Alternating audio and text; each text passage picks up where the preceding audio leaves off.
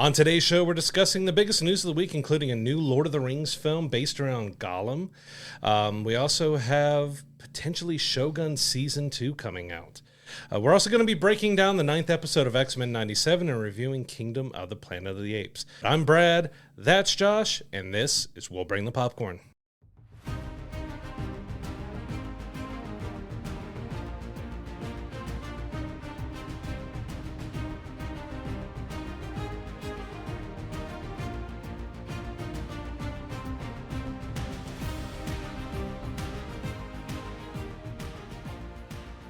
Our first news story this week comes from the world of Riddick. So it's been 24 years since the original Pitch Black film came out, but it's been announced that Riddick Furia is set to enter production in August of this year for potentially the fourth and final film of this franchise. So this has been around almost a quarter century now, so it'll be well over 24 years by the time this film comes out. And it seems like we're finally getting the conclusion of this saga that's spanned at least 3 films now, and we're getting a 4th.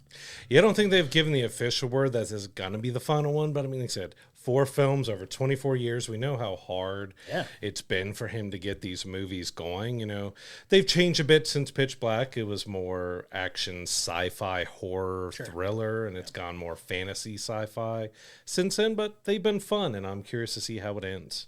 Yeah, I mean, it's one of those, like, is there too much time in between movies at this point? Like you said, Vin Diesel's not getting any younger.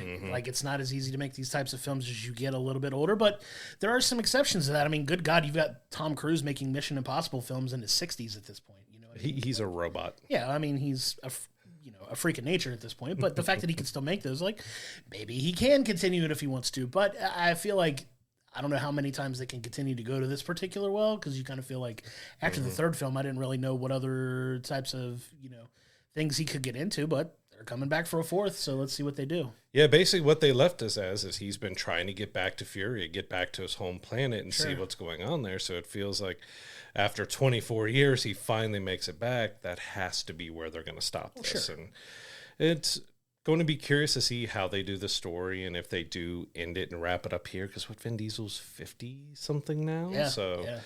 It feels like the right time to end it, but I wasn't even expecting it to be announced. Like, with how long it's been, I thought we probably never were going to see this 4th film. Possible, but yeah, it sounds like they're getting it done. They're getting it made, so let's put it out there and see what happens.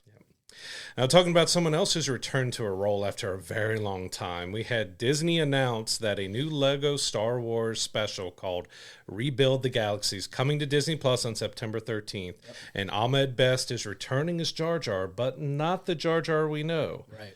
Darth Jar Jar is coming. I love that. I love that so much. This is basically Star Wars' What If. I love it, though. You get to tell some of these alternate stories. Like, there's some of that fun, like, internet talk of, is Jar Jar actually a Sith Lord? Well, they're leaning into it because he's going to be Darth Jar Jar in this. So they're kind of having some fun and playing with that story and some of that, some of those fan theories out there. We're getting some fun stories that they're going to tell, and I'm actually excited for this because those Lego stories are a lot of fun. The video games are a blast. Like, a lot of these Lego Star Wars games are awesome. So the fact that they're throwing a show on it too, love it. What was in the trailer? Misa gonna hurt you, son.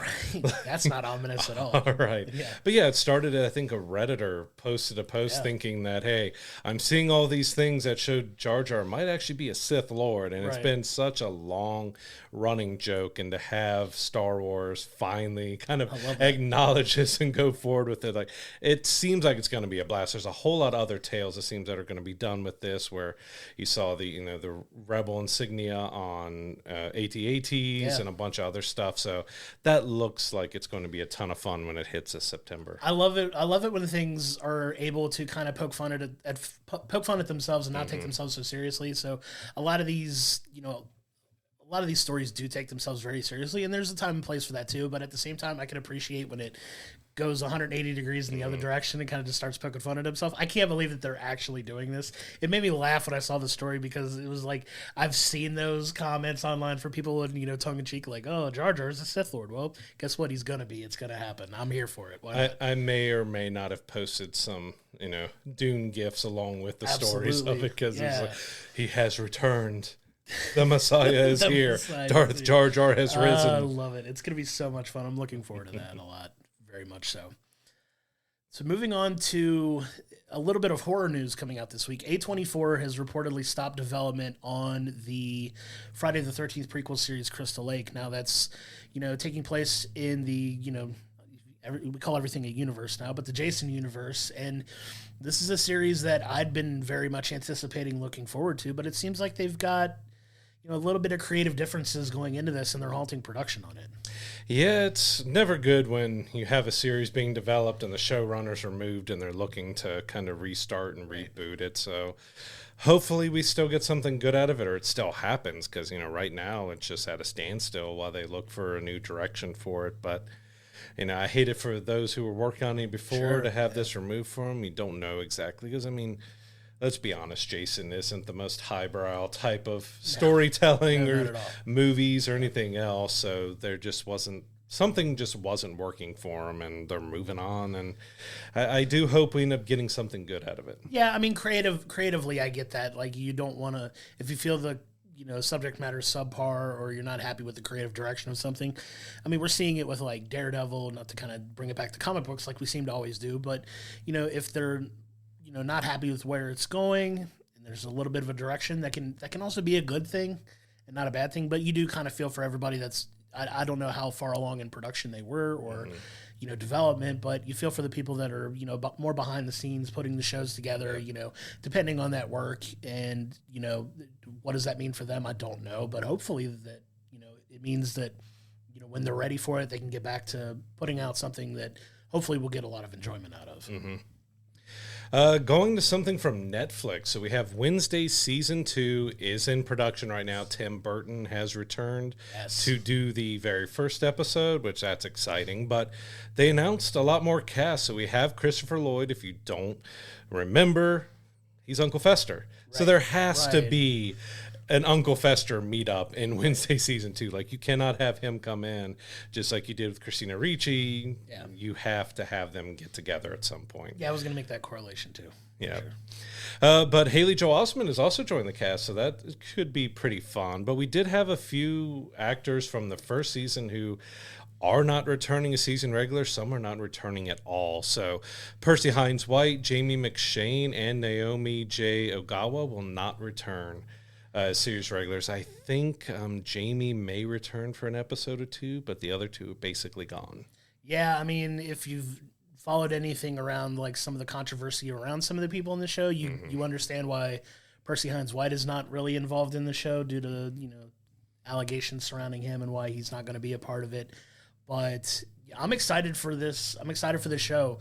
This show did incredibly well on Netflix. It's one of their most watched series of all time. I believe when it came out, it broke every streaming record they had at the time.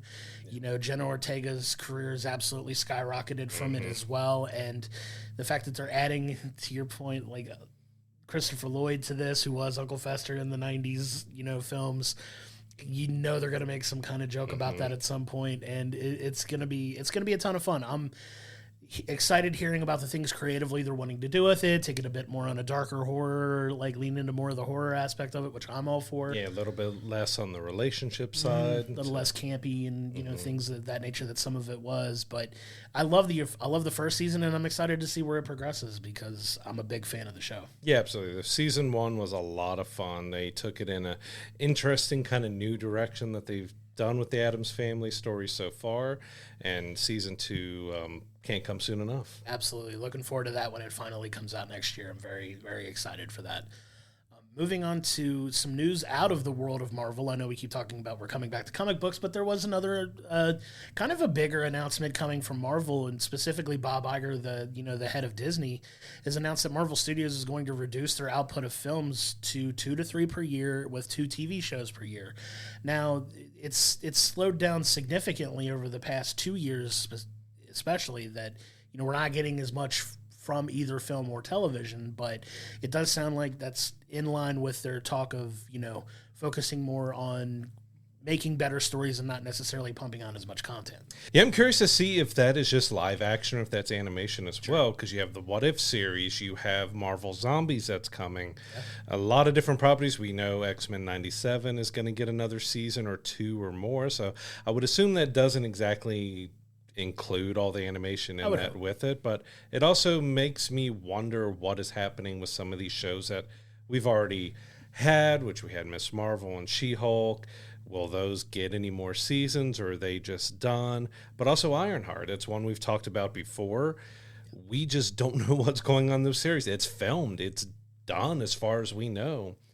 And if they stick to this, is it going to fall in the plans in the next few years? Because as we even mentioned with that, it's got a young actress as the star. She's going to be much older by the time this series finally comes out, or they even use her again in the MCU. It could, and it leaves some of those things away. Like, it seems we're finally getting Agatha series is going to finally come out later this year, thank God. But it's one of those things that you put so much content together, like, what does that mean for everything else moving forward, right? Is there going to be a little bit of a pause? I, am over the moon excited about Daredevil when it comes out next year, like, chomping at the bit for it, but what does that mean for other plans?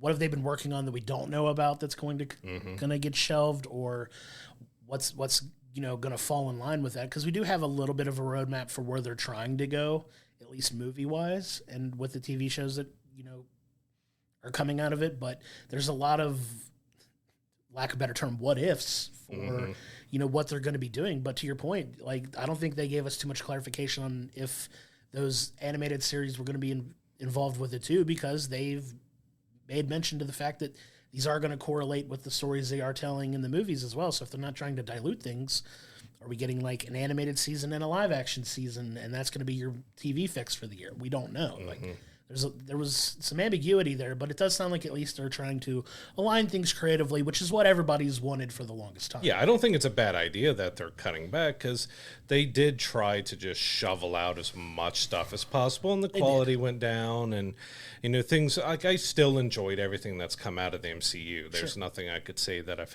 hated that they've done, but it is a good thing that they've stepped back, but they have announced a lot of stuff.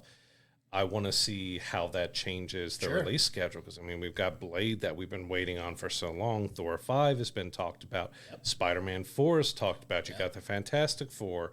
You have, Secret Wars and Avengers movies coming. There's a lot of stuff that they've announced that this cutback does seem like it's going to be moving a lot of release dates. But yeah, that's not even considering like X-Men and where they're going to fall in line with this, because, obviously with Wolverine showing up in the next Deadpool film, we've seen the introduction of the X-Men, in the Marvels, and, they're going to start playing a big part in this moving forward too, not just in the animated, universe. It's going to be a whole live action thing that they got introduced. And then there's a lot of characters in limbo that we've been waiting to hear more news for, like you're talking about. Shang-Chi too. I'm going to bang that drum until I can't physically do it anymore. Like that's supposed to be coming as well. Like, there's so much in limbo that if they're going to really tighten the reins on this, what's going to fall by the wayside, and what are they going to make and what are they not going to make? Yeah, it's especially with those two Avengers films coming, like there's got to be a cutoff point with story points and characters that they're going to have. All right,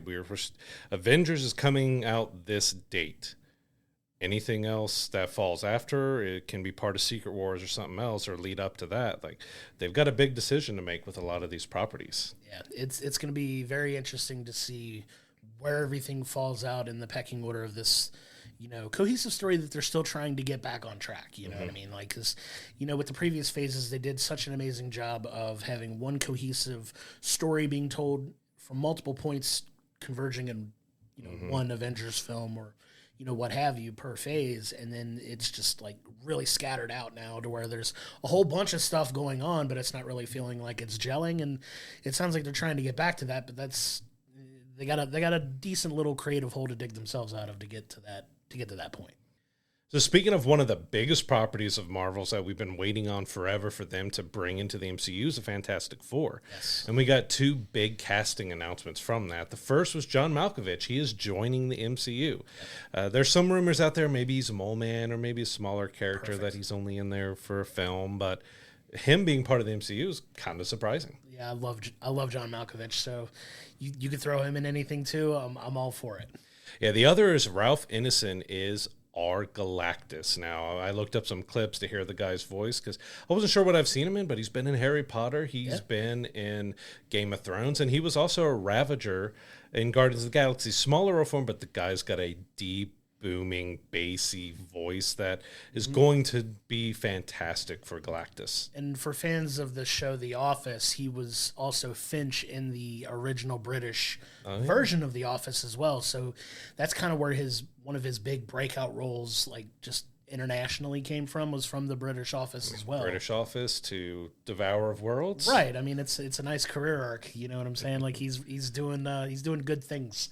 He's doing good things, but yeah, like his voice is insane. If you go check out his voice, like I want to have that guy do voice acting for the rest of his life if he wanted to. Like just insane. But yeah, we finally get Galactus. So, you know, we've had previous iterations of Galactus in the Fox properties and things that wasn't necessarily like the comic book version of like Galactus. Yeah.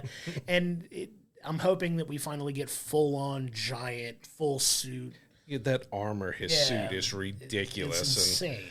Yeah, I want to see that suit. Yeah, and he's got to be involved. Like, if you know anything about Secret Wars, Galactus is a very big part of Secret Wars in that particular story. So it makes sense that he's getting introduced here, and he's probably going to be one of, if not the big bad for that. So hopefully we'll get that iteration of Galactus, and I can't be more excited for it. I'm excited to finally get the MCU Fantastic Four and see what they do with it. Pedro Pascal, baby, he's in the MCU, and I'm here for it. He can do no wrong in my eyes. Yep. Another interesting story that really stuck out to me is I'm going to take from scripted, I'm going to take a little bit of a detour, but ESPN has announced that they're bringing live studio shows and sports to Disney Plus by the end of the year. So there's bundles that you could do for ESPN, Disney Plus, Hulu, and all of them together owned by the same company. But they've been kind of, for the longest time, siloed off as their own entities. Now we've had the integration of Hulu into Disney, but now it seems like Disney is going to get in on Disney, or ESPN's going to get in on the Disney Plus train as well and start adding to stuff like that. And I think they're working more towards like a flagship sports launch next year. Now they have the deal that they've got with Fox Sports and Warner Brothers Discovery to kind of do like a joint sports venture as well. So it sounds like they're getting into like some really weird deals that seem to be kind of overlapping with each other. I don't know what to make of it. Welcome to cable. Right. Kind of as we said when Disney announced that they were bringing channels to Disney Plus, where they're going to have their popular, Star Wars or Pixar and other things, and Marvel having their own channels. That sounds what they're doing here, that ESPN is going to have their own channels and everything for the live sports and live shows. We're just getting back to cable. Yeah, and you already, if you have a lot of these streaming services, a lot of them are starting to do it. Like I know Paramount had like the NCAA tournament for basketball. They've got other live sports that they've done. Hulu, obviously, with their deal with WWE, not with WWE. They had a deal with WWE, but Hulu has also, got live TV as well. Mm-hmm. Live TV is an option on Hulu. Peacock has got WWE now, and they've got like NBC Sports and like soccer and things like that they've put on there. And you're starting to see it become more of that, but like it's getting back to cable. You're absolutely right, because these were originally set out to do regular original scripted programming, and now they're going back into live stuff, and it's just all turning into cable. It's a giant mess. I'm wondering how much longer we're going to be keeping the separate subscriptions, because you said ESPN Plus, Hulu, Disney have all always, you can bundle them, but they're separate subscriptions.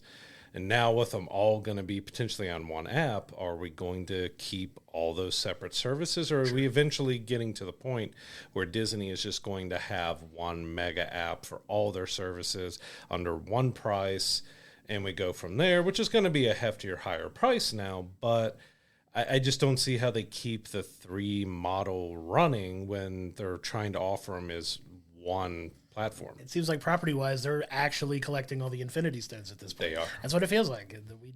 Iron Man, please come save us again. But it's insane that it's getting back to this point again, because they were meant to be an alternative, and they're becoming the very thing that they were competing against at this point. Like, it's wild. Well, the other thing that they announced too was that there's going to be a bundle with Max coming out, which is not their service. It's someone else's. So now we've got not only ESPN coming, but there's a bundle that you can do with Disney Plus, Max, and Hulu. It's just gonna be one big corporation at this point. Just sorry, let me add Max into here. Right. Yeah, that's what I'm saying. They're collecting all the Infinity Stones. Like, they're adding that too. What's next? Like, are they gonna? But it's also just like cable, because you can add Max, you can add Showtime, you can add this. Like, are we eventually going to get to where Disney has the next big live streaming cable network with Disney Plus? Yeah, probably. That's what it feels like. Probably. I mean, in 10 years, check back with us. We'll probably be there. So heading from streaming to the stage, Robert Downey Jr. has announced that he will be heading to Broadway in a play called McNeil. So he plays an author who's dealing with, writing a new novel, a broken family, but it also deals with a fascination with AI. So it's kind of the first play I can think of that they're dealing with AI in a stage theater production. So you're talking Robert Downey Jr. obsessed with technology. Where have I seen this story before? It's like Jarvis the musical. Right, it's exactly what it is. It's Tony Stark on Broadway. Let's do it. Can we get Cap the musical as well? Like, I'm all for it. But no, it's exciting because you and I are both fans of Broadway musicals as well. I know we're both looking forward to like the Wicked musical movie that's coming out with Ariana Grande later this year. Very much looking forward to that as well. Love that, and I'm excited for him to move over to Broadway. It's not the first Broadway acting he's done as well, so he seems to love that avenue of entertainment as well. So I'm excited to see what it does. Just hope that AI doesn't write the script for it. And I hope the story is really good. Like, it's a kind of I don't know, odd story that you think about for a play. Yeah. It's about a writer writing a novel, bad family life, and AI. Like, it's kind of an interesting mashup, but it had to be good enough to get Robert Downey Jr. on board. It's like they took a randomizer and were like, all right, premise, story. Let's go. And Robert Downey Jr. Okay, fair enough. Let's go. Let's ride this out. But no, I'm excited to see what comes out of it. Like you said, we're also fans of the stage as well. So, curious to see what that looks like, and I'd love to be able to go see him in that if possible. Yeah, we'll see if it ever goes off of Broadway and has a production run to going around different cities or different countries and seeing if we can, even if it's not him, if we see the play, because don't get to New York too often to see Broadways, but hopefully we can see some version of this come to our neck of the woods. That'd be awesome. I'd be all for it. So to kind of transition into one of the films one of my favorite films of all time, which is Rocky. It seems like one of the Farrelly brothers, Peter Farrelly, is going to be producing a movie about a young Sylvester Stallone trying to get the Rocky film made. So it's kind of a biopic, not really a biopic, but it's a story of how the Rocky film came into being, which I know you and I both love the Rocky films as well. Rocky is one of my favorite. It's my favorite sports movie of all time.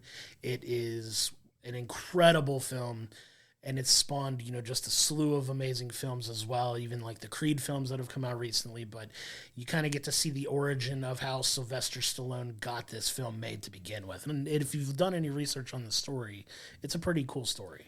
Yeah, it's a pretty incredible story. Stallone was acting, but he wasn't doing very well, not making a whole lot of money. He was even saying he was like poverty level. He was down to his last little bit of money, and he went to a fight, which was Muhammad Ali, and I forget the boxer that he was fighting against, but that guy was standing up to Ali. He was the underdog that was standing his ground and not buckling to Ali, and that gave him that inspiration. That I think it was 3 days he wrote Rocky. Insane. And he actually went to an audition, but it didn't go well, and he ended up talking to him that, hey, I wrote this movie, and they were like, okay, let us read it. And they read it and they loved it, but they didn't want him to have anything to do with it. They were like, no, you're not going to act. We'll give you like $300,000 or something for it, and you go. But he said that I just couldn't. I felt like I was going to be kicking myself and hating myself if I let it go, and he was able to talk him into it. But the film only had $1 million budget, which even in the 70s was ridiculously low. Yeah. And it ended up grossing, I think, over $200 million, and we all know Rocky. Yeah, we know it. But I'm really interested to see this be put into a movie because it is a fascinating story of he was at his rock bottom and ended up making an underdog into pretty much himself into the underdog and coming out on top, and the rest is history for him. You want to talk about the ultimate, like, trusting your gut and going with your gut? Because could you have imagined anybody else playing the role of Rocky Balboa? No, obviously not. But talk about, like, standing your ground and, like, knowing when something's going to be good. And it was, I mean, you're talking about one of the highest grossing film franchises of all time now. Like, it really is. It's up there. Like, that film won Oscars. Like, it's gone down in cinematic history. And just imagine passing yourself. You hear some of my favorite stories to go back and watch, just to kind of pivot a little bit. Like, some of my favorite stories to go back and read, not necessarily watch, are like actors that pass on big time roles. Like when you hear about who could have originally played one role and that role goes on to become iconic for somebody else, and you feel like, even if it's somebody well known like Leonardo DiCaprio being cast as, you know, Iron Man or something like that, you know what I mean? And passing on it. One of the stories that just immediately popped in my head when you said that was Matt Damon passed on Avatar. Yes. And he was offered like 25% or something. He would have been a billionaire if he would have done Avatar, but he passed on it because I think he was still doing one of the Bourne movies and it wouldn't have lined up correctly for him. But he's told the story a few times now that, I passed on it and I would have been a billionaire. Yeah, those are always fascinating to me, but good on him for, you know, standing his ground and seeing it through. Like, no, this is my story. This is, you know, I want to be a part of it, and good on him because, man, you want to talk about hitting an absolute home run. That guy had an absolute home run. Yeah. I think the hard part is going to figure out who's going to play young Sly because, as we all know, he has a very distinct way of speaking and looks and physique and everything else. Like, hey, you know what? He's starting to get cast and everything. Jeremy Allen White. Let's throw him in as young Stallone. That's not the worst casting, you know, pick of anything, but why not? He's getting in everything else. Springsteen and Stallone. Let's go.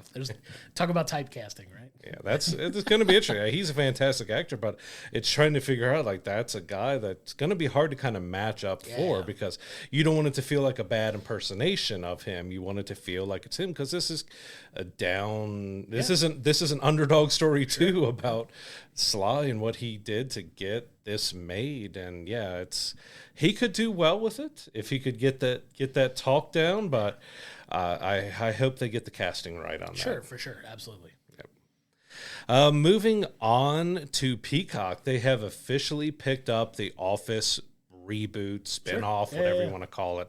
So we've now got a synopsis for it that's telling us that it's taking place in the Midwest about a failing newspaper that is trying to bring it back to life with volunteer reporters. So, you know, with the casting news we thought maybe it was going to go a little national because we had an Irish actor and we had a Italian actress, but maybe they'll still mix in their accents because they're volunteer reporters. But this does link pretty well, like to go in a different direction, being a newspaper, but you know, Dunder Mifflin could still be their paper supplier and get a phone call from Dwight, or they call Dunder Mifflin and Aaron answers or something. So thinking of the potential crossovers that they can do with this every now and then. Yeah, and it sounds like it's going to follow the same like documentary style like as the original Office is as well. So you're going to get it shot probably in a very similar way, but with potentially a modern take with, you know, how newspapers have basically become non-existent, at least the paper versions of them. So could you imagine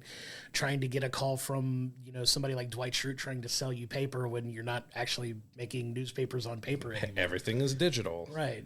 Get the digital call from Dwight Schrute would be hilarious. I'm just saying, Midwest, Cincinnati, Ohio, newspapers, still have a few big ones around here. Let's bring it local. I'd be all for it, but yeah, I'm excited to see the show when it does get finished and put out. And you know, I'm a big fan of The Office. It's one of my, you know, I need something on in the background while I've got stuff going on, I'll go in and throw a couple episodes on and, get my work done and have it on in the background and just laugh at some of the absurdity from it. But, yeah, it's going to be hard if you go into it expecting it to be The Office. Same way as the British Office fans feel about the American Office reboot was, well, it's not as good as ours. We're all, especially those who are big fans of it, are going to feel, well, it's not as good as the original Office, but it's giving it the proper chance that hopefully they've done a good enough job to get you to want to revisit kind of a new documentary style series. Sure. Yeah, and then we'll be excited to check that out when it comes out. I'm very much looking forward to it. But to kind of bring things back to, we just got done talking about Rocky and the film, that's being made about that. We got another boxing film, news story that came out this week in the fact that Sydney Sweeney is going to be starring as Christy Martin in a biopic directed by David Machad, who directed The King and Animal Kingdom. She's apparently been putting in some physical training to get ready for this role as well. So now you're going to have, Sydney Sweeney as a boxer. How do you feel about that? Yeah, I mean, good for her to do something different because, after Madam Web, she was a very small part of that, that a lot of people were wondering kind of where her star power lies. We also had a producer came out and kind of talk badly about her, trying to see where the next thing is going to land for her, and going to a boxing film to go a little bit different than what we've seen of her so far is good on her, and I hope she can knock it out of the park because it could be a pretty solid role for her to do. Yeah, we like to bag on Madam Web on our show, a lot of which for very good reason. But I feel like she kind of rebounded herself on Saturday Night Live. I don't know if you've got to watch any of the stuff from there. I thought she was absolutely brilliant on it. It was so funny, so well written. Which, take that from Saturday Night Live. Saturday Night Live seems to be cooking lately because there's been some really good stories about some stuff coming out, but that's another story for another time. But no, it's getting a role like this could be the start of her kind of pushing back in a, more positive direction after a lot of the negativity that came out of the Madam Web, film that, I'd love to see her take back off again because by all accounts, she seems like an absolutely lovely person as well. And, I hope nothing but the best for her. But yes, I don't know that really anything about Christy Martin's story. So to kind of go into this movie blind when it comes out, I'm looking forward to, so I can see kind of her disappear into the character without having these pre-notions of it's got to be this, it's got to be that, and then kind of compare afterwards and see how she did. Yeah, I'm excited to see what comes of it, but it sounds like it's going to be one of the next things she does. Obviously, everything with Euphoria on hold and then getting ready to start later this year. We'll see where it falls in line to shoot for her, but it sounds like it's going to be starting fairly soon, so she could be getting ready to do that right now. Yep. Another actor whose star power has been skyrocketing from Top Gun Maverick to Twisters that's coming out is Glenn Powell. He has joined a pretty stacked cast of his own with Anthony Mackie and Laura Dern in a new legal drama, Monsanto, which is about lawyers taking on a case against the U.S. chemical company on behalf of Dwayne Johnson, which I saw the reactions to everybody online to these news stories, like, what's going on with The Rock? Like, why are they suing The Rock? Why is a chemical company in The Rock going to Dwayne Johnson, not Dwayne Johnson? I love that. There's a difference. I love that, though, but that's how much The Rock's become part of the lexicon of pop culture at this point, right? One of the biggest movie stars in the world. As soon as you throw a name that even remotely phonetically sounds similar, they assume it's about him. It's funny, but yeah, it sounds like an interesting premise of a film because if you look up anything about Monsanto, there's a lot of stories to be told about that company. So it sounds like this is going to be told from an approach of, kind of a lawyer who's a little in over his head going head to head with this company and how it unfolds. So I'm excited to see the story that they tell.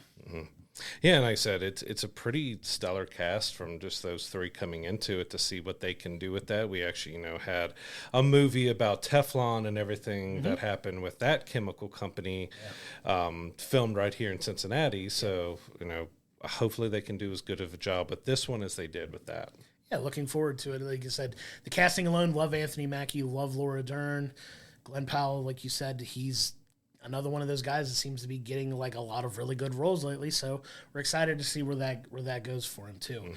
I feel like I'm coming back to sports again because we've done the boxing thing, but shifting a little bit towards like a baseball type film. It seems that Lionsgate Studios is going to if you know anything about the drama surrounding Shohei Ohtani and the gambling, accusations and things that he has, been swirling around him since he's landed with the Dodgers specifically, but it sounds like Lionsgate's like, nope, we're jumping on that story. So they're developing a TV series around the scandal surrounding his interpreters. So yeah, I don't know how I feel about this. It feels like just almost a little... feels a little cheap, doesn't it? Just like they're jumping on, like, just as they did with the Tiger King and everything else, just jumping to throw as, okay, this is a big story that's going on. Let's just jump in and get stuff made. And the quality of that stuff just hasn't been very good. And is there enough interesting information about this story? Because we're still finding out. Like, the trial is really not happened yet. Like, we've got the preliminary stuff going, but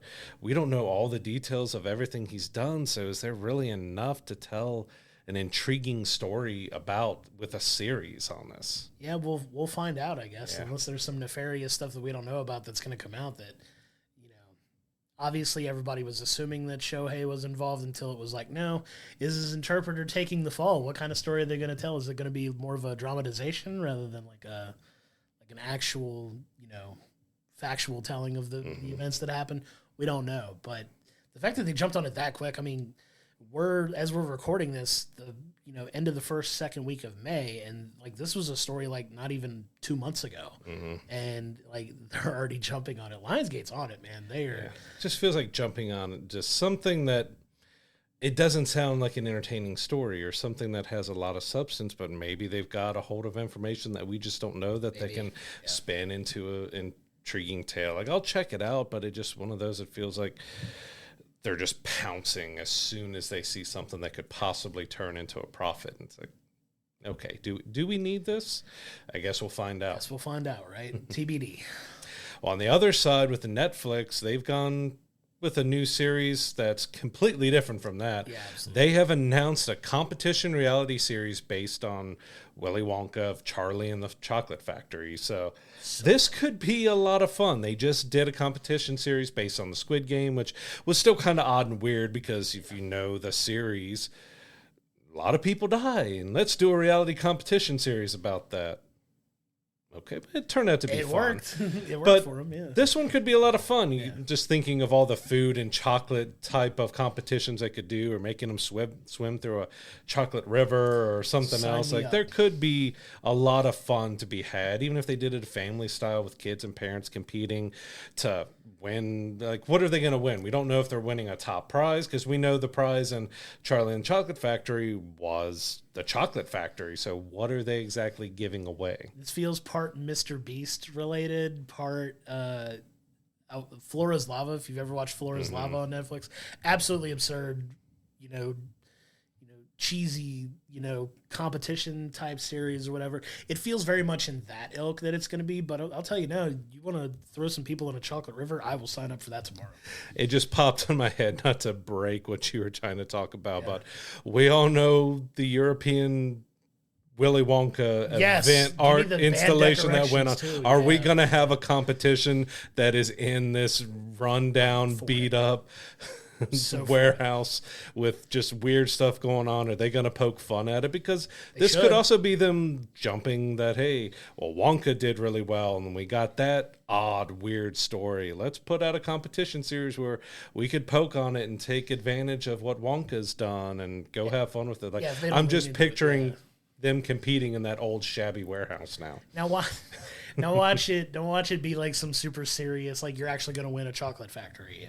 Like something absurd like that. But it does feel very, just at least the premise and how you describe it, it feels very much like a Flora's Lava type of competition. Like I said, if you haven't watched it, go check it out. It's so absurd. It's so funny. Or maybe they'll just win a half a cup of lemonade and a handful of candy. Yeah, it's like the Fire Fest of reality competitions. Why not? Let's go for it. But no, I would hope they would poke a little bit of fun at that, and you got to figure they probably will. It's fun. I'll definitely throw it on. They got some really fun, absurd like competition shows on Netflix. If you want to go down a rabbit hole, like a ton of different there's ones. So many different ones. I know one of my particular favorites, and I don't know why, is It's Cake. Is it Cake? Have you ever watched that? It's so absurd and fun, and just I like to throw those on if I'm having a bad day. I watch that with the kids, and we'll guess, all right, which one is it? Which one do you think it is? And so have fun with it. It can feel very much in that more lighthearted. I mean, it's Willy Wonka, so it's going to be probably lighthearted. Could you imagine the other way, like a dark competition series around Willy Wonka, kind of like a Squid Game meets Willy Wonka? Yeah, like a little more of a darker from it. That would be wild too. You ate the everlasting gobstopper. It's time to die. I don't know, but no, it would be a lot of fun. I want to turn a little bit.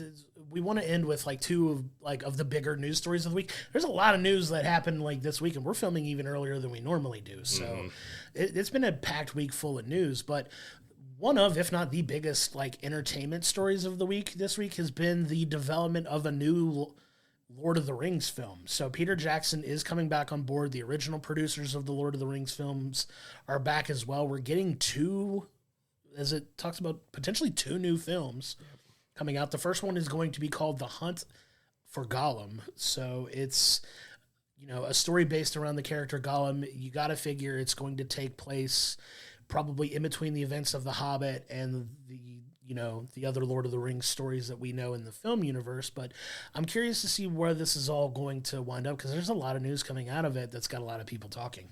Yeah, and we got Andy Serkis is returning to not only play Gollum, voice Gollum, but he will be directing as well. I only have hesitation because I'm trying to see a story with Gollum, because in the original Peter Jackson Lord of the Rings films, we kind of got his story that we got to see, as a hobbit when he found the ring. Yeah. We got to see a little bit of his journey throughout as he turned into the creature that we know. And then, of course, the journey through Middle-earth and where he ended up. That kind of felt like it encompassed kind of everything we needed to see or know about Gollum's story. So is there enough with the Gollum character? As much as I love it, it's one of Andy Serkis's best roles. Absolutely. He absolutely killed it. I know he'll kill it this time, but is there enough with Gollum to fill? Are we going to be seeing men and other people and elves of Middle-earth and cut in bits and pieces of Gollum, or is it going to be very Gollum heavy? Because he does feel like he's a character that's best used in spurts. Yeah, that's some of the same trepidation I've had, like, as far as this film being made, because, like you said, they do a pretty good job of fleshing out that character over the course of 3 movies. Like, you get his backstory and how, like, he became obsessed with the ring and basically threw himself into his own personal exile and his own private hell, more or less, for, just out of this obsession with the ring that's kind of just led him down this dark path. And is there really, is there really a need for an entire film based on this character? Because the character itself, I don't know if you remember the discourse around the films at the time, the character was still kind of divisive among the fan base, too. Mm-hmm. There are a lot of people that found the character very grating and annoying and not exactly as, beneficial to the story as it could have been. But like you said, brilliant work by Andy Serkis, who is if you had to tier rank mocap actors, he's top of the list for me. Absolutely brilliant. He's carved out an incredible career for himself in the film industry now, and this was one of the big ones that helped him break out. But man, is there enough for this character to come back to dedicate an entire film to? Now, the second film that they're talking about, we don't know yet, but it sounds like they're getting another film. Now, the fact that Peter Jackson's attached to it and some of the original producers of the films, I'm excited for that. That gives me a little bit of hope that, it's going to be a solid story, because, we talk about films that we love. We both hold these films in such high regard, especially the original Lord of the Rings films. Full transparency, my favorite film of all time is Lord of the Rings: Return of the King. It's my favorite movie ever. So I have a lot of hope for it being a good story, but this being what they pick, I'm still on the fence about it. Yeah, and that, as you mentioned, that's what's giving me hope of it being at least decent or watchable, is because Peter Jackson is involved, Fran is involved, and Andy is involved, and he's taking the helm of directing. Well, he did do some second unit direction on the Lord of the Rings and everything else, so he's getting the head seat. Peter Jackson is said to be involved in every aspect of it, so he's going to be right there with Andy throughout of it. That gives me a lot of hope, but we just got to hope, too, that the studio isn't as involved with this one as they were with The Hobbit, because we kind of all know by now The Hobbit became what it was because of too much studio involvement. So I hope if it is we allow Peter, Fran, Andy, and all of them to be able to have more of the reins here to do something proper. But I said there's still just that feeling, because Gollum is a great character, but to me it's in bits and pieces. So as a full film, I just don't know, because we also just had a Gollum video game that was released and it has bombed terribly. And I don't think it was just mainly the story they did. There was a lot of technical and other issues with it, but we kind of just had something that was fully focused Gollum that we questioned, did we really need it? The fans said no. We'll have to see when this comes out how fans react to it. But you got Peter, you've got Fran, you've got Andy, you've got all of them. I'm going to be there to watch it. Sure, of course. And we'll definitely give it the viewing it needs and deserves. But like you said, it felt like a character that was so fleshed out in those films. Does it need its own standalone film? TBD. But like you said, the right people are in charge of the film. Hopefully the studios can stay out of it and let Peter Jackson kind of develop this film into what he wants it to be. Obviously, I have a lot of faith in Andy Serkis as well, that it's going to wind up being a good thing. Yep. So speaking of something else that we thought was kind of done, over with, and we talked about it a lot because we just got done reviewing every single episode of it, was Shogun. Yep. The showrunners, everybody was talking about this was planned as a single season. Yep. We covered the main events of the book, which the book is like 1,500 pages. So there's potentially more stuff in there that they could reuse, but FX is looking to do a season 2 of Shogun. Don't know how I feel about it. With having Peter Jackson come back on for the Gollum, we do have Hiroyuki Sanada has already signed on to be a part of this if it goes forward. It hasn't been officially greenlit yet, but it looks like, I don't know what's going to stop it from happening. It's one of the most popular shows that FX has ever had. It's one of their most streamed series of all time. I just don't know what to feel about it. Are you ready? Because I'm ready to kind of go off on a tangent a little bit. All right, we're moving on. Right, next story. No, it to your point, like it's one of their. I get it. Okay, it's one of their most successful, which is insane considering the number of quality shows that have come out of FX over the years. How I still remember how incredibly popular like Sons of Anarchy was and still is. It's done better numbers than even that is done. Like incredibly popular. I get it. But the fact that they're going back to this when it doesn't need to, in my opinion, and I a lot of times I'm like, I'm willing to give this the benefit of the doubt. Can they tell a good story? Yeah, Hiroyuki Sanada signed on to do it. I'm sure they cut him a very nice check to do it. But I feel like that story was wrapped up so beautifully and so poetically. Why do we have to go back to this? Because I don't know why I'm taking such a negative turn. Maybe it's because I love this season of this show as much as I did. Because like you said, we've spent multiple weeks now glowing about how much we love this show. And the fact that they're trying to just turn right back around and go back to it, it's like, why? What are we going to do? What are we going to tell? Because they give you the ending and they give you what happened. Like yeah, they might have glanced a little bit over like, okay, this battle didn't really happen and he became the Shogun. What are they going to do for the next season? Have him prepare the heir to take over? Like, is there another threat? Is there another threat that they can manufacture that can possibly prevent the heir from becoming the Shogun down the line? I don't know. I'm throwing my hands up in a very weird fashion, and I don't know. I'm very passionate. Wacky, about this. waveable, inflatable two-man. I'm just telling you, like I feel very strongly about this, and I don't know why, because I do like a lot of times to give things the benefit of the doubt and at least an opportunity. And I'm probably jumping at the gun on it, but to be fair, as we're doing this episode, this news just dropped, so I'm kind of having a in the moment, not taking a ton of extra time to think about it, reaction to it, but.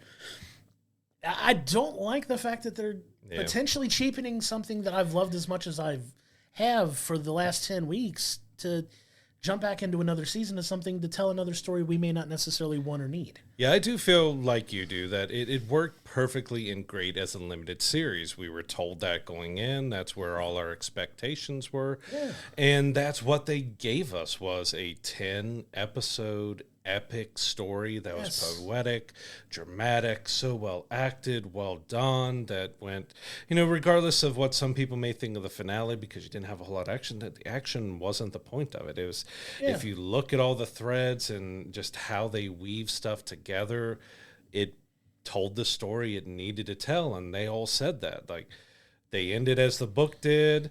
They told the story they wanted to tell, and this does feel like it's a cash grab. It feels like it's something popular. Let's go forward with it. Now, if they get the same group together for it that feel like they have a story that they can tell that's really good, and they can churn out something fantastic, then we'll eat our words on it. But it does feel like it should maybe have been left alone, because it's not being done because they feel like they already have a story they can tell. It's because the network wants another one because it performs so well. And, you know, I haven't read the book yet. I did pick them up. As I mentioned, it's like 1,500 pages for both the volumes I got on my Kindle. And there could be some stories and points that they could use from there to rework and remix. But, you know, that book series, the Asia Saga that he did, Shogun is like 260 years before the other, like the next closest book. So they don't really have other books to pull from. They're set in the kind of the same world and same kind of everything there, but they're not connected. The characters don't show up and all that. So it's like, this is going to have to be something that they are fully making up. And I'm not saying they can't. You know, they adapted the Shogun book so extremely well. There's a lot from them themselves that made it incredible, but is it something that is really needed because they feel like they can tell a really good story, or is it just because it's so popular? Like, I don't mean to be too overly dramatic when I talk about this. Like I said, this is very new. Like, this story broke today as we're filming this episode. And my initial reaction when I heard it was, oh my God, this feels like a Game of Thrones situation. Mm-hmm. And what I mean by that is, if you follow the story of Game of Thrones, they ran out of source material to work for the final couple seasons. And if you know anything about the discourse around Game of Thrones, the last couple seasons were not of the same, you know, not up to the same, you know, standard that was set in the previous seasons. So my initial concern immediately goes from a quality storytelling perspective, that you don't have this source material to pull from. It doesn't mean you can't tell a good story. I don't disagree with that. But my biggest complaint about this in the immediate aftermath of this story breaking is they've prefaced this entire season of this show around the fact that it's going to be only one and done, and we're done, we're out, we're hitting it out of the ballpark, and we're walking off the field winners. We're walking off the field winners. And had they even been remotely vague about not knowing whether they were going to do a season 2, I'd probably be a little less upset in the immediate aftermath of this coming out, because I know you said that it's not officially greenlit, but when you sign on the main character from the story, or at least one of, if not the main character from the story, and he's on board, it's probably going to happen. And as successful as the show's been, they're probably going to do it. And I really hope and pray that it's a good second season. It's a good story. They tell it. I will be more than happy to come on here and eat crow if it's amazing and just as good as the first season.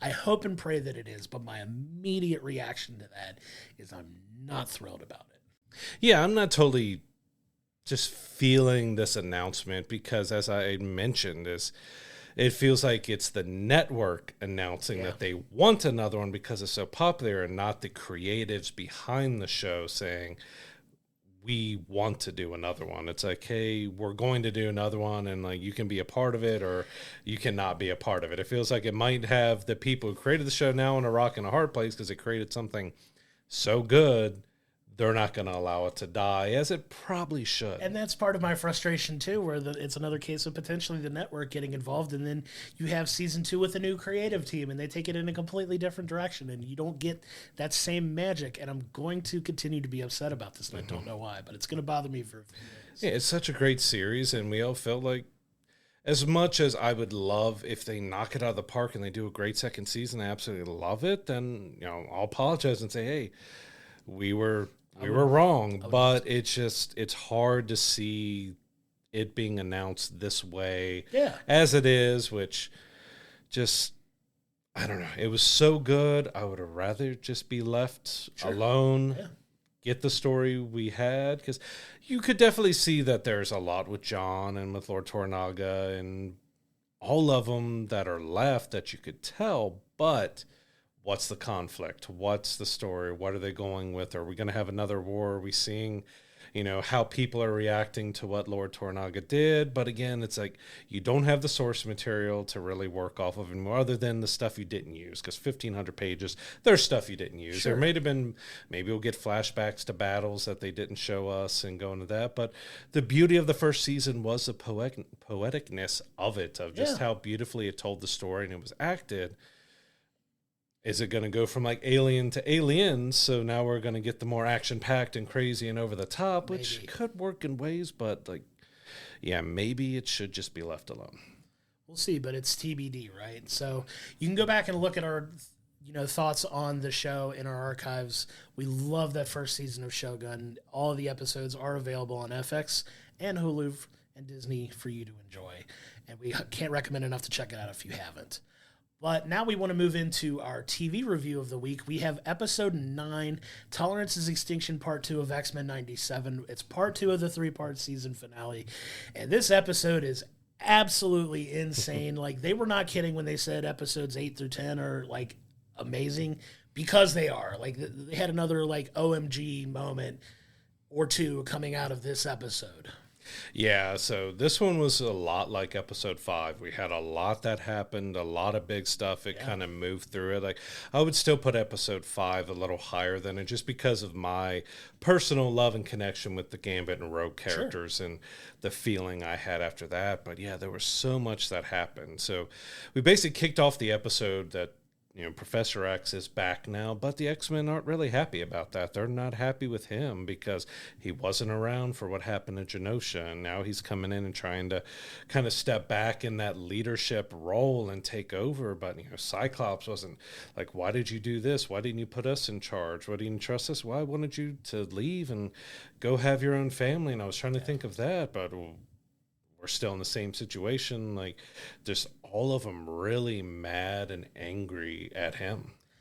Yeah, emotions are at an all-time high, right? So now you've got this threat of Magneto. Magneto's just kind of, broken out. He was set free in the last, from his captivity in the last episode. Now you're getting the fallout of that. So Magneto's going full bore on his, like, we've tried to do things your way, Charles. I've tried to walk in your footsteps, and now I'm going to do things the way I wanted to do. It's time for everybody to get on board with my plan. And you see that flesh out in the episode, because there are a lot of, conversations back and forth between Charles and Magneto in this.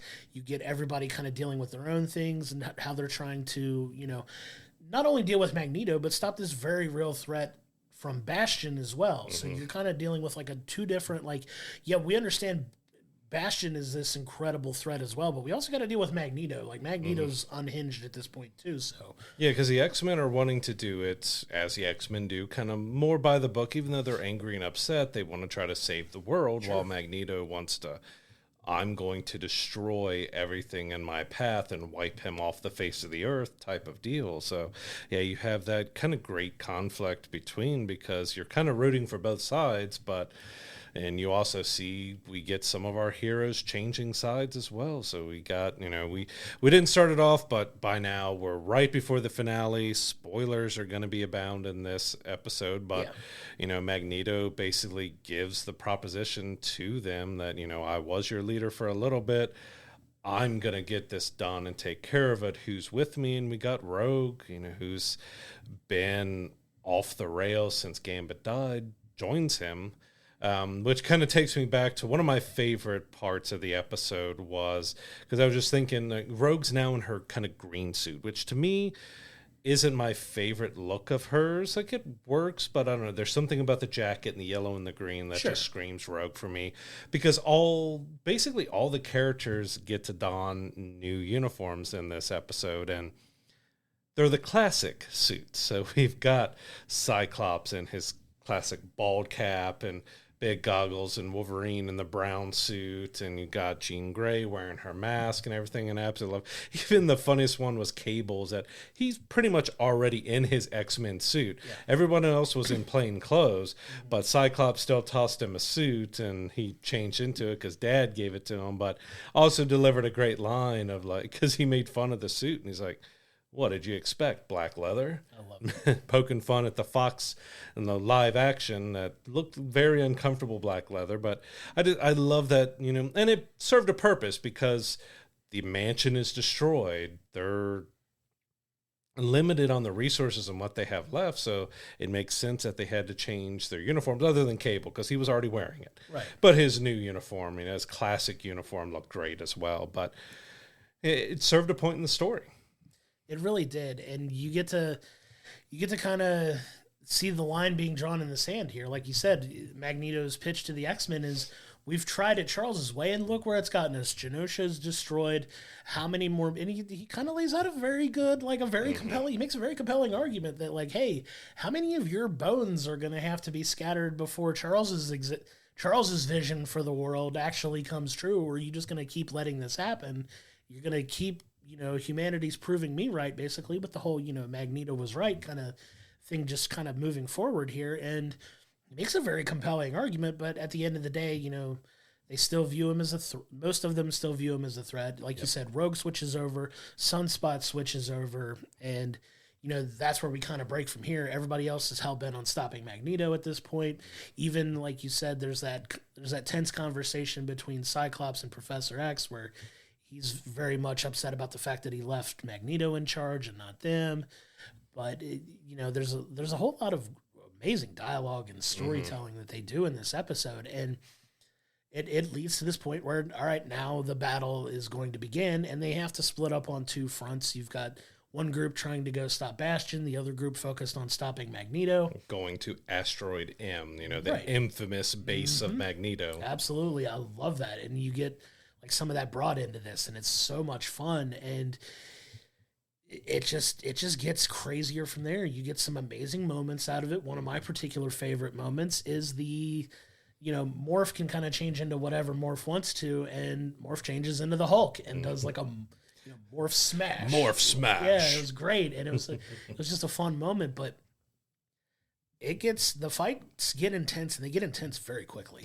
Oh yeah, it definitely. There's a point here that we're having fun with Morph changing into Hulk and everything else, but yeah, we see Sinister pop up and talking to Jean Grey and kind of leading her away because he has something, and that's where the episode really accelerates and hits it hard, because we come to find out that Cable has been put under Mr. Sinister's spell, so he is under his control, and he has Cable attack her. Now, she's holding him off for a while, but then something that we haven't seen a whole lot, like it's been there, I think, since the introduction of the character, that he has telekinesis powers from, his mom, and he uses it. And he actually looks to potentially kill Jean Grey. So, there's a nice little moment where she opens up, telepathic link between her and Cyclops to say, I love you, right before an explosion. Like, we don't see exactly that she is gone, but it's inferred that that was the end of Jean. Yeah, because that psychological link gets severed at that point, and Scott can't see her anymore. So he has this horrible realization that Jean might be gone, and then he's still focused on the other fight with Magneto at this point, and it gets crazy, even crazier from there, because you would think losing a character like as powerful as Jean Grey, who is one of, if not the most powerful X-Men character, just based on her abilities alone and, the whole Dark Phoenix thing. But you get this, now you pivot to this battle with Magneto, and Magneto's trying to, destroy the Earth at this point in his own image. And, you get this big battle with the remaining X-Men, the X-Men that have turned. You get a little playful back and forth, not necessarily playful, but a little back and forth between like Sunspot and Jubilee, who are kind of a thing. And then you get like just this standoff with Magneto and Xavier, where Xavier's trying to get his helmet off and, trying to, because he's at this point where he's like, okay, I have to use my psychic abilities to stop him. But, his powers inhibited by this helmet. So he's tasked Wolverine with trying to get the helmet off, or Cyclops, whichever one can get it done first. It eventually works, and he starts to attack Magneto and kind of start to cripple him a little bit. And it looks like it's getting to the point where Xavier might actually kill Magneto. And he kind of gets saved from that by Cyclops, like, hey, you got to give this other team time to finish their mission too. And it leaves just enough of a window open for Magneto to recover. And it gets to the end of this episode where he's, put his helmet on Charles to inhibit his, psychic abilities. And then, as he's getting ready to, what looks like potentially kill Xavier, you get Wolverine with the claws. Straight through the chest. Yeah, straight through the chest of Magneto. And, you think, oh, did he finally get Magneto? Did he kill him? Well, Magneto's like, he delivers, in my opinion, the strongest line of the entire series so far, where he's like, Logan, our rivalry is finally over. And you see he forces the claws to retract, and then there's a very violent, if you know anything about Wolverine and his body being made of adamantium, which is metal, he's been able to do this entire time, but he's never actually done it. And then you just get this insane. Yeah, the very infamous comic panel where the adamantium has been ripped from Wolverine's body, and the pose and everything is almost identical to the panel that had happened. But it was shocking, surprising, because they've gone a little bit adult. They've killed off characters and they've shown some blood and everything else. But I wasn't expecting to see Wolverine's skeleton being ripped out of his body. Like, it's intense. Okay, and this is before the finale, so okay, we still have another episode to go. Magneto's been stabbed through the chest. Jean Grey is potentially dead. The other group who was going after Bastian, they were in a struggle and tied up, and they were not getting through. And you've got Cable, who it looked great. Like, it was great seeing the power and Cable just being out there and being a big guy, but he was now on the wrong side, and we've got a whole lot left for this finale. And this almost felt like a finale, especially with Wolverine's part. It felt like a finale scene. Yeah. That'd have been one heck of a cliffhanger without an episode to do it, because the episode literally ends as his skeleton is being ripped from his body, and you're like, oh my God, Wolverine is like one of, if not the most popular X-Men characters, and like really the standout character from the original X-Men animated series was Wolverine, right? And you get this, like you said, this iconic scene straight out of the comics, and I'm very curious to see how they're going to wrap this up, because there's so many unanswered questions that they could still wrap this season up with. I know, like, you and I have talked, like, the illusion of where's been Bishop this entire time. Bishop's a very integral, member of the team, and just where has this character been? Are they going to finally make an appearance? Are we going to get some kind of, hopefully, time reset to where maybe these guys aren't actually gone or something? I think you have to. Yeah. I mean, we've lost Gambit. We've lost both Jeans. We've got a lot, potentially is Wolverine dead? Are they going to go to the comics where he turns more fair, which wasn't the most popular? Sure. I mean, that was a popular issue with the skeleton being ripped out like that, but what followed wasn't as popular. So I'm kind of hoping they don't go with that storyline, and we do just end up getting this great scene and getting Bishop showing up.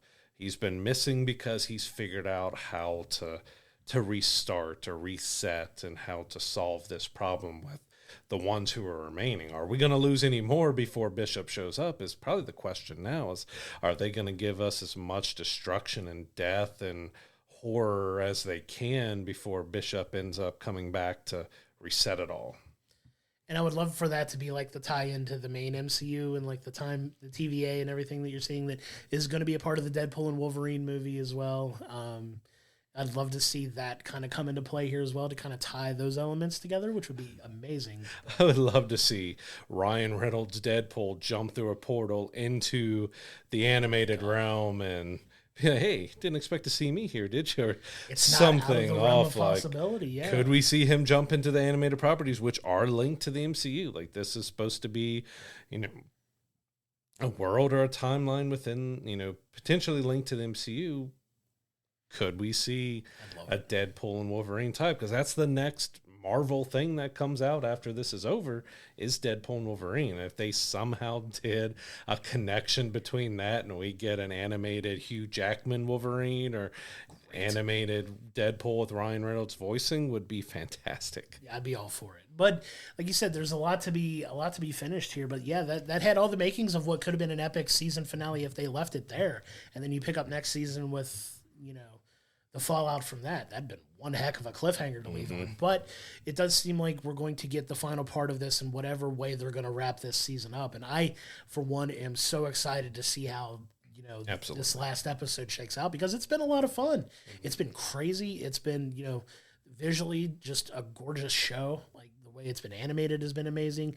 It's kept a lot of that heart and that charm from the original series that we've loved so much when we were kids. And it's an amazing modern take and a very well told story. And it pays such love and attention to the comics as well, that it's adapting to giving us like pretty much actual panels moving and in an animated way and everything else. So yeah, they've done a fantastic job. I've loved this season. I'm so glad they decided to revisit it, because as we've talked about them revisiting things in the past, like we had that in the 90s as kids. Is it going to have the same effect? Is it going to be as good coming back this long after and still, being set in 1997 and being set in that time? And they have done an exceptional job bringing the X-Men, the animated series, back to life. And we got one more. The finale is next week, coming out on Wednesday of this week. I can't wait to see it, but I'm kind of sad it's already over with. Yeah, and one more episode to go, and we'll see how they wrap everything up. I'm so excited to watch this. I'm gonna run home as soon as I can from work the day this finale drops just to watch it. And it's been fun seeing the discourse online about it too, because a lot of people are paying attention, a lot of people are talking. Maybe it's just the social circles that I run in, but there's been so much conversation around the show that I love that it's getting the popularity and the love from people. A lot of them are our age as well, that love the show like we did and are going back and doing it. And I've also seen discourse from people that never watched the original that are watching this and are loving it as well. So kudos to the people that have put the show together. But just unbelievable. We're having a lot of fun watching it. I'm going to be sad that the season's going to end next week, but we've had a lot of fun talking about it on this show, and we'll be ready to give it the proper kudos when we're done with it. So these 9 episodes of X-Men 97 are available to watch now on Disney Plus. As we mentioned, the season finale is coming up, episode 10. That drops on Wednesday. We cannot wait to see it. Go check it out. Give this a chance. It's been so much fun, but also more dramatic and heartfelt and emotional than I expected, and that just has made it even better. Absolutely. Moving into our film review of this week, we have Kingdom of the Planet of the Apes. So this takes place centuries after. It's been a long time since the first 3 of the Planet of the Apes reboots that we got, which were all fantastic. Mentioning Andy Serkis before with Lord of the Rings, he was a big part of that. He's not a part of this, but they did a fantastic job with the mocap and the visual effects and everything else. The storytelling was so well done. So it mainly follows Noah, who is a younger ape who is part of his group and his clan here, that we kind of get a little bit of adventure in the beginning, that they're going to get eggs because they raise eagles, and that's kind of part of the thing. The eagles help and support them. They get fish. That's how it kind of helps their group. And we get to see the dynamic between Noah and his father and all that, but then everything kind of hits a point when Proximus's apes come on a mission to find this human that they've been chasing, but they also are rounding up pretty much every ape, any person they can find,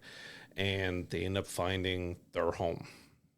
Yeah, it like you said, it's a really well told story. So the film kicks off originally with the funeral for Caesar, who was the main, the original ape from, like you said, the previous 3 movies, who unfortunately passed at the end of, the last film. Spoiler if you haven't seen it. I think we're well beyond that at this point. But, Yeah, I know. It's what we do here. We spoil things now. So you end with that funeral, and then it just cuts to an immediate, like it said, several generations later, I believe was the wording they used.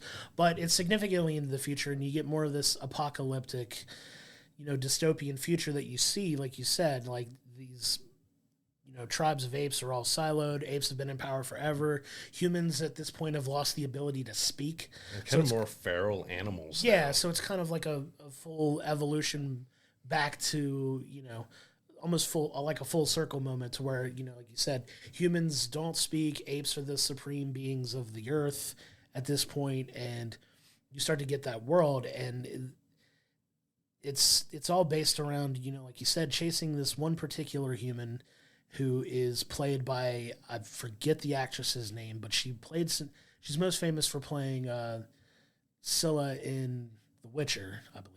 And she's the main female, character in this story. Her name is May, as we come to find out. But, these apes come and attack Noah's village. They, it centers, the rest of the film kind of centers on Noah finding his way to find his family.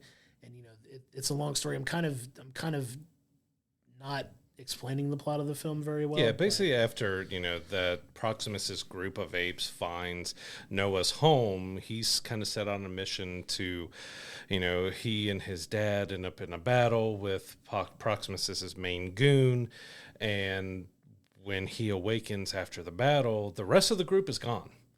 And so he's setting out to find his group, to rescue his family, his loved ones, and everybody there. And I got to say, it was more, they've always been dramatic, but I mean, it told a very kind of believable, solid story. I mean, you're following an ape, but I'm not really like looking at him, because I also love the dynamic that the apes can speak and they're very fluent speaking English and speaking outright, but you also have times where they're apes and they're doing sign language and they're acting more ape-like, and it's a nice blend that they're not, fully humanized. They're still apes, and you still have that mix of them, even tales that they're telling of humans can only use 2 appendages, and it's safer to be able to use all 4. And some of the stories they were telling were pretty humorous too, but I like the believability of the apes in this because, like you said, the mocap actors in this did such an amazing job. And I know we talked about the story last week of them putting out the version of the film with just the mocap actors and not the CGI thrown in. I'm more excited having seen the film now, checking that version of the film out, because they do such an incredible job. But one of the things that really took a big step forward in this film for me was, like you said, the believability of the apes. So you have these actors who do such a great job, but like they capture like them even taking like an extra breath as they're talking or they're running. And it's not like, oh, these guys have stamina for days that they could just swing all day and they're not winded, they're not tired. Like you said, it's a lot more believable this time around, where it's like, they do get tired, they do get exhausted, they do, struggle to speak sometimes, and they change their speech patterns, or like you said, move from talking to sign language to it's such a well done way of telling this story, and visually it's unbelievably shot. Like the visuals in this film are amazing. Cinematography is great, but yet the visual effects were fantastic. Like, I would almost say in a way this could rival up with Avatar: The Way of Water, which is kind of the pinnacle of special effects. It looked gorgeous and amazing. It had its few times where it kind of took you out, where you see stuff that didn't look as smooth as something actually in live action. This had it too, but I mean, it looked visually stunning. The really apes themselves, because especially when you have all CG characters, as Avatar had as well, the main problem can be the uncanny valley, where their eyes just aren't showing that there's life in there, that you're not really getting the emotions and the impact of stuff, but you were getting the emotion. You saw like tears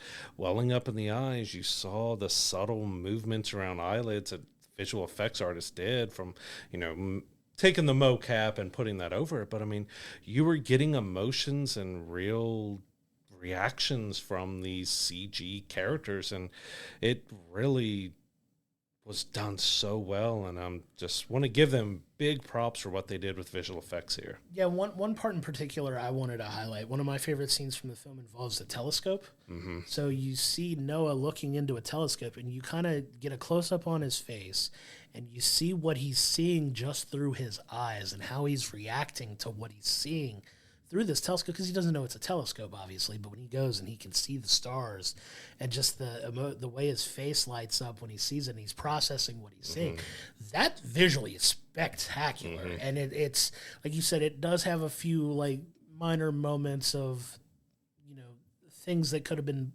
if you want to, I don't want to say done better, because I'm not going to pretend to be a VFX expert or anything, but like just that one scene in particular was just so powerful, and so well done that like just telling a story through a pupil even like is incredible.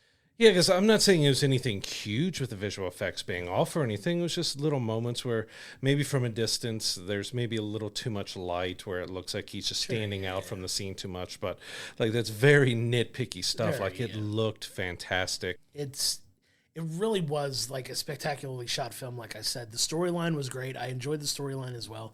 You get some really fun and interesting characters. I wanted to throw a little bit of love to Raka, who in my opinion was, if not the most standout character for like such a brief time that he was in it. Raka, the orangutan that was in there that Noah encounters on his journey. Fantastic, great storyteller. I want that guy's, speaking of great voice actors, I want that guy's voice acting working a lot. So good. Such a booming voice and powerful. It was really well done too. That was another character that I really enjoyed. But yeah, like it sets up potentially, I know they're talking about doing more films, but it does leave it on a little bit of a, now we're moving into a little bit of what the future is going to look like, because by the end of the film, we're going to get in, like we've talked a little bit of spoilers, but it does set up this dynamic between humans and apes moving forward. Like, how are they going to be able to cohabitate peacefully? And I think that's the direction they're going to start going with this, is starting to form that world a little bit where humans and apes are living together harmoniously, or at least trying to. Or will they? Or will they? But that's the thing. Like, could they potentially? Will they? Won't they? But they're trying to at least have that conversation. Like, okay, is it possible?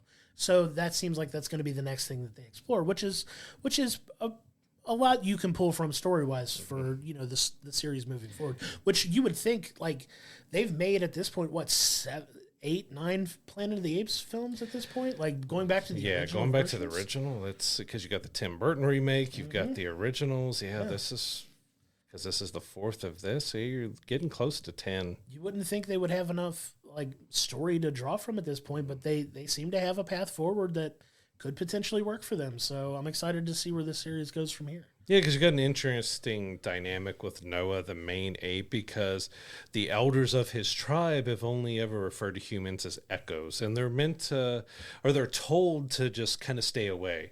They're over here, we're not messing with them, they're dangerous, you stay away from them. And so a big part of this film is him learning about humans from Raka, from May, all of that. Like he's discovering kind of the truths of what the human world was like, what humans are actually like. He's seeing both sides of humans that can speak and interact, while others that are more animal-like, and he's trying to figure out if he can trust her or not, and how far he can trust her and everything he does with her. And there's one particular, well, basically it was 2 parts where he learns a word from her, and it's done in such a funny way that we hit each other with it outside of the theater. Like that there was some good little bits of humor, but it was an overall pretty dramatic story that was told really well. Now, I would say you could probably have lost about 15 minutes or so. It could have been cut. It was like 2.5 hours, 2:40. It could have probably trimmed a little bit and still been as good. And the only other issue I had with it was, not going to spoil it, but it's towards the end. It's one of our big climaxes. Just, I want to talk about suspending disbelief in a movie of monkeys that can talk and humans that are wild, but just the physics of something that happened just had me like, that wouldn't be possible. And it was kind of similar that I felt going back to Avatar: The Way of Water. It had a sequence towards the end of the movie that was also like, that probably shouldn't have or couldn't have happened. Sure. You could have done something better or different than what you did. But overall, I was a fan of the film. It was entertaining. It was dramatic. It was so well acted, as you mentioned. I can't wait to see the mocap version now. Absolutely. To see the actors, how they actually did these moves, because their movements look like apes. They were acting extremely well for really what they were given, of blending back and forth of, okay, now I'm acting more human, like, okay, now I'm an ape again. And you see that difference in their body and their eyes and their movements, and that's all on the, the mocap actors mixed with the visual effects people. Like, as much as I loved how good it looked and the monkeys and apes and everybody looked, I'm really excited to see the mocap version. Absolutely. It's going to be fun. That can't come out soon enough, but we really did have a good time with this film. Like, it was really well done. Great story. Curious to see how they, move this forward into the future and what the world's going to look like, that they're setting up here with more interaction between Noah's clan and the humans, and just to kind of see the world that they start to build here. And it's pretty exciting stuff, man. And I do want to touch on the director of Kingdom of the Planet of the Apes. He's also going to be the one who's trying to take on the live-action Legend of Zelda. And after seeing this movie, it's given me some hope that he can do a really good job, because, as we said, it's well acted, it was well shot, cinematography-wise, it looked great. Like, everything went together really well. And from interviews on leading up to the release of this movie, he talked about Legend of Zelda, saying how much he was a fan, that it's one of the most important things in his life that he's taking on, that he knows fans want him to do it right, and he's going to go to what he said was the ends of the earth to make sure he gives the best possible film. And after Kingdom of the Planet of the Apes, I'm ready to watch what he put out there. You want to talk about a film that's going to be gone over with a fine-tooth comb. Mm-hmm. There's some hardcore fan bases out there, but the Legend of Zelda crowd, man, are going to be chomping at the bit for this. And I love those games as well. I'm very much looking forward to that. Like you said, knowing that he's attached to this and the job that he did with this, I'm excited for the possibility of that, because that's one that could potentially have a difficult time translating into live action. But having done what he's done with this, I'm confident that he's going to take proper care of it, especially with, him being as passionate about the project as he is. I hope that we get that as well. But to kind of put a bow on our review for this, it's a lot of fun. It's definitely one that it keeps you engaged, though. Like we said, it could probably at the end of the day take 15 minutes off of it, but we didn't feel out of the movie really ever at this time. Like it's not that there's a ton of fillers. So like, there's some stuff that they could have cut out that maybe necessarily didn't help the film, but it didn't hurt it either. You know what I mean? It didn't feel like we were in the theater for 2.5 hours. No. You know what I mean? The story moves well. It's not overly slow. It take a little bit to get where they want to get, but they do a good job of setting that up too. Because like you said, it is part one of what's going to potentially be a couple films in this new setting. So they do a little bit of setup, but I think they get to it by the end. That it's going to be pretty interesting going forward. Yeah, after seeing this, I'm excited to see where they go next to complete this second trilogy. There's potentially going to be another trilogy after this, so there's still a lot of Apes to go, but they've done a solid job with it. Kingdom of the Planet of the Apes is in theaters now. We highly recommend checking it out in theaters. It's gorgeous, it's fun, and we really enjoyed our time with it. Yep. So coming up this week, we have a lot of releases all throughout. So starting off within theaters, we have John Krasinski's If, so the family-friendly imaginary friend movie with Ryan Reynolds and a ton of guest stars within that. I'm really looking forward to checking out this movie. It looks like a ton of fun. We also have the biopic Back to Black about Amy Winehouse. So we have a little bit more dramatic turn there with that biopic, because we know, how her story ended and all that. So that one's going to be a good one to check out as well. And we also have a horror movie in The Strangers Chapter 1. We've gone back to be a prequel to see how the Strangers series started. And the trailer for that is really cool. It's really interesting. I'm excited to check that one out. I know we're not necessarily reviewing that here, but it is a film I'm going to check out as well, because from the trailer, it's got one, in my opinion, like an absolutely insanely dark line where they're tied up to the chair and they're like, "Why are you doing this?" And one of them leans in and goes, because you were here. And I'm like, oh, give me. I'm excited to see that one for sure because I love the Last Strangers movie as well, and just kind of see the origin of that. It's exciting too. I'm excited to check that one out. Now on streaming, we got a completely different type of movie from those, which I mainly mentioned because I know my girls are going to have me watching this a ton of times, is Thelma the Unicorn on Netflix, out on May 17th. I'm going to be seeing unicorns a lot lately. What makes you think I don't want to see unicorns too, Brad? If you want to watch unicorns, you can watch unicorns, Josh. I'm going to watch unicorns, and I'm going to be happy doing it. But looks like it's gonna be a fun one for the kids and absolutely adults too, Josh. On demand, which we're getting Godzilla and Kong: The New Empire, along with Sasquatch Sunset and Sting on May 14th. So, if you don't like spiders, you're arachnophobic, stay away from Sting. Don't pay attention to Sting at all. That film doesn't exist. We're getting Godzilla and Kong: The New Empire released before we get Godzilla -1. I'm still waiting for Godzilla -1. We really enjoyed Godzilla and Kong, but I want -1 at home to watch. It's May 1st. It came out in Japan, and we still don't have any release date for the U.S. yet. Yeah. But I mean, that's a lot coming home that Sasquatch Sunset, we haven't been able to check out, but it seems really intriguing of how they did that film. I don't think it's supposed to have any dialogue in it, and all about Sasquatches and Bigfoot and everything. So I'm going to check that out and see just exactly what they did with that film. Absolutely. Looking forward to checking that one out too. Lastly, on TV, we have a few series coming back. So we've got Interview with the Vampire Season 2 coming out on May 12th on AMC. We have Bridgerton Season 3 Part 1 on Netflix.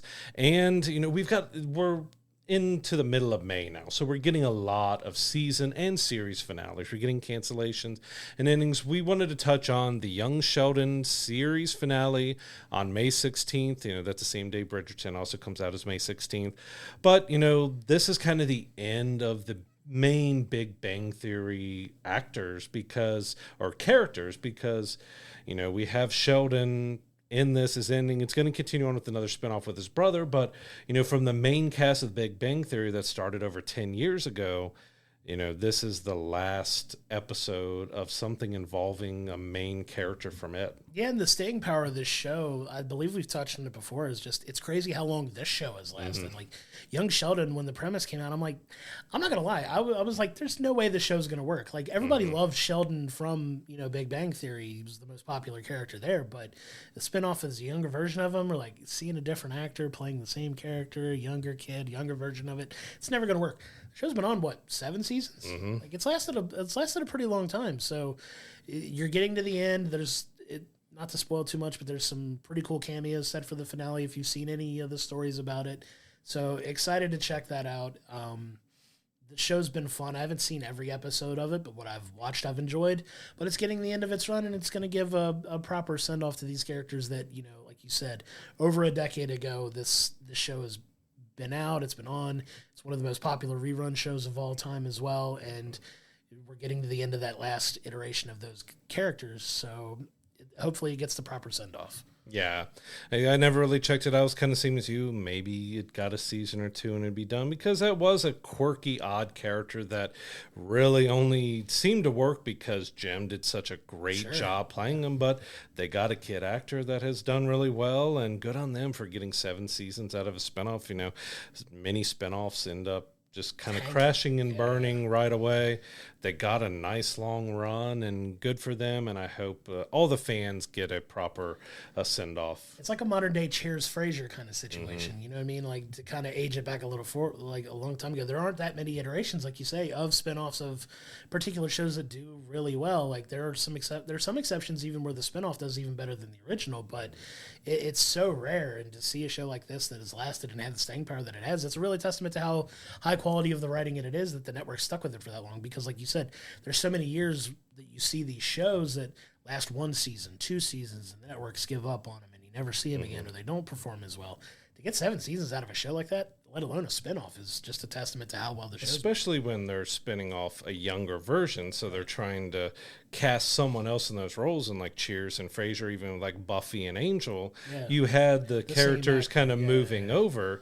You know, this was a spinoff that was taking you back in the past and trying to have a new group kind of catch onto that flame that the Big Bang Theory was, and they did a good job with it. So good for them. So excited to see the finale for that as well. But that's going to do it for this week's episode of We'll Bring the Popcorn. Coming up next week, we are going to be reviewing the new Ryan Reynolds, John Krasinski film, If. Very excited to check that one out and have a review of that. We'll also be doing our review of the season finale of X-Men 97.